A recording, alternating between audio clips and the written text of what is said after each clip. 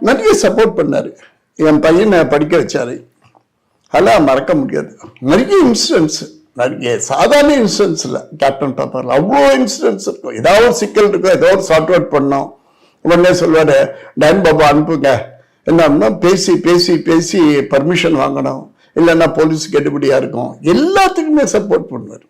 வந்துட்டு கூப்பிட்டு பேசுவார். என்ன சொன்னாங்க, எப்படி நீங்க பேசுவீங்க, எப்படி பர்மிஷன் வாங்கினீங்க, எல்லாமே விசாரிப்பார். அவர் வெறும் நடிப்பு மட்டும் இல்லை, ப்ரொடக்ஷன் அவர் கம்பெனி வேற இருந்தாலும் அத்தனையும் அவருக்கு இம்பார்ட்டண்டா எல்லாரும் கவனிக்கணும். ஒரு பெரிய ஆர்டிஸ்ட் கம் ப்ரொடியூசர். அப்போ மொரல் சார் ஸ்டன் டைரக்டர், எவ்வளோ சூப்பராக இருந்தாலும் சார் அப்படி ஒரு ஃப்ரேம் பண்ணுவோம். அது மாதிரிதான் இந்த படம் பெரிய ஹைப் ஆச்சு. நான் இல்லைம்மா நிறைய நான் உள்ள நுழைஞ்சிருக்கேன். நான் ஃப்ரேம்ல வரணும்னு ஆசைப்படல. ஏன்னா ஊமை வீடுகளே ஆபாவன சார் அந்த ஃப்ரேம்ல உட்கார வச்சார். எனக்கு சென்சார் என்னன்னு எனக்கு கற்றுக் கொடுத்தாரு. ஆபாவன சார் தான் எனக்கு மெயின் பில்லர். எப்படி பப்ளிசிட்டி செய்யணும், எப்படி ப்ரொமோட் பண்ணணும்னு எனக்கு கற்றுக் கொடுத்தாரு. அந்த லெசன் அப்படியே இருந்தது. கூட நம்ம கலைப்புலி தானு சார், அவர் படம் பண்ணிட்டு இருந்தார் கேப்டன் கூட.